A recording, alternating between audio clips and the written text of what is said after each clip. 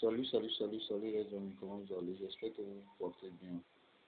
Ok, aujourd'hui, je vais essayer de vous montrer une stratégie. Cette stratégie marche pour beaucoup de marchés. Mais pour ceux qui ont des comptes de 4 dollars jusqu'à 7 dollars et ils veulent augmenter le compte là jusqu'à 50 dollars pour être sur tous les marchés. Et voilà une stratégie que je vais vous enseigner. J'espère que ça marche bien. Ça marche bien. Nous allons voir ça. S'il y a une opportunité, nous allons rentrer pour voir en même temps. Ok, nous sommes dans Boom 1000. Au niveau de Boom 1000, et la stratégie pour ceux qui ont des comptes de 4 dollars, 5 dollars, je vais vous dire de trader seulement que les ticks. Les ticks. Ça prend du temps, soyez patient, ça prend du temps, mais l'essentiel est que ça va aller. Ça prend du temps. Regardez au niveau du stochastique, les moving average se sont croisés quelque part. Les moving average se sont croisés quelque part. Et je prends position. Regardez la ligne noire là que je viens de... La ligne noire là. Ici. Je prends position ici. Celle. Au niveau du sel. Je vais essayer de vous enseigner comment on fait la configuration de stochastique là. Et les moving average plus les bandes de Bollinger. Maintenant, je prends position. Je laisse jusqu'à ce que le moving average jaune et violet arrive au niveau de buy, de la ligne buy, et je coupe. Mais soyez aussi vigilant. Parce qu'au niveau de bande de Bollinger, c'est-à-dire ici, le prix ne doit pas s'approcher trop des bandes de Bollinger qui est inférieur. Sinon, si ça arrive là-bas, parfois ça donne aussi des spikes. Donc, soyez vigilants. Soyez vigilants. Par exemple, je peux rentrer ici. Je peux rentrer en position ici. Jusqu'à ce que je n'arrive vers ici, je coupe. Parce qu'il y en aura plusieurs répétitions dans cela. Donc, nous allons essayer de voir ça. Nous allons essayer. Je ne vais pas faire une longue vidéo, mais on va essayer de voir ça. Ici aussi, il y en a. Il y en a. J'attends. Je viens ici et je coupe. Mais en tant que débutant, il faut couper déjà à ce niveau. En tant que débutant, il faut couper déjà à ce niveau. Souvent, on dit, pendant que je rentre, je prends position ici. Je viens au niveau de TP. Au niveau de TP, la ligne de TP, je coupe. Pour un débutant, je coupe au niveau de TP. Je rentre la position ici. J'attends jusqu'à ce que ça revient au niveau de TP. Les moving average jaune et violet arrivent au niveau de TP et je coupe. Parce que si ça dépasse le TP, ça peut retourner à tout bon moment. Étant débutant, il faut arriver au niveau de TP et vous couper. Bon, nous allons voir encore. Cette même stratégie nous aide à gagner les SPAC, mais nous ne sommes pas pour ça aujourd'hui. Il y a encore un niveau quelque part. Bon, ici, ça ne tient pas. Ici, je veux voir. Ça y est. Ici aussi. Je rentre jusqu'au niveau de TP, je coupe. Jusqu'au niveau de TP, je coupe. Même déjà à ce niveau, je vais couper. Quand je rentre ici, ou bien j'attends, je rentre ici, je viens jusqu'à ce niveau et je coupe. M'excusez. Ma connexion, oui. Je viens à ce niveau et je coupe. Vous voyez, regardez ici, il y a encore un truc qui se passe ici. Il y a quelque chose qui se passe ici. Bientôt, tous ces trucs-là vont se croiser. On verra ce que ça va donner. Mais en attendant, on va aller sur Crash. Après Crash, on va voir ce que ça va donner. Après Crash, on va aller dans les configurations des moving average. Mais ici, ça ne tient pas. Parce que les moving average doivent se croiser au niveau de buy.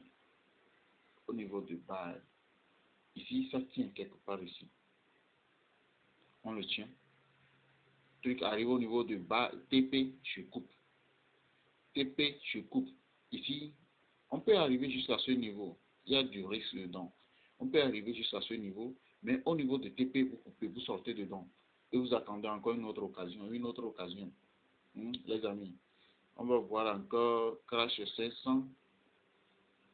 Crash 500. Ma connexion.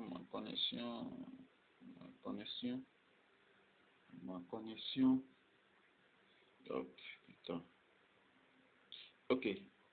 Là, c'est déjà fait même. C'est déjà fait. Ici, à ce niveau. On prend position à ce niveau. On rentre à ce niveau. On coupe. Parce que les bandes de Bollinger aussi jouent leur rôle. La ligne d'inférieur, supérieure et du milieu, ils jouent leur rôle. Et ça, c'est dans une autre vidéo que je vais essayer de vous en parler de cela. Maintenant, alors, allons dans la configuration. On appuie sur petit F1, petit F qui est en haut. Petit F qui est en haut, on appuie sur graphique principal. Premier moving average, c'est ça. Nous allons essayer de période, c'est 25, décalage 0, méthode point linéaire applicable. Weighted close, style 3 pixels, il n'y a pas de niveau. Et vous appuyez sur prêt. Et prêt. Encore vous allez, deuxième moving average au niveau du principal, hein, au niveau du principal graphique. Deuxième moving average, période c'est 80, décalage 0, méthode c'est la même configuration. Et les couleurs, il faut choisir les couleurs comme je l'ai choisi. Et ça va vous aider beaucoup. Et vous appuyez encore sur prêt. Et prêt. Encore, vous allez encore. Maintenant, vous allez appuyer sur le principal graphique. Vous allez appuyer sur le principal graphique. Et ça va vous donner les deuxièmes fenêtres d'indicateur. Maintenant, vous appuyez comme ça. Et vous choisissez stochastique. Vous choisissez stochastique. C'est ça. C'est ça qui est ici. Maintenant, voici ces paramètres. Ces paramètres. Et vous appuyez. K période 20.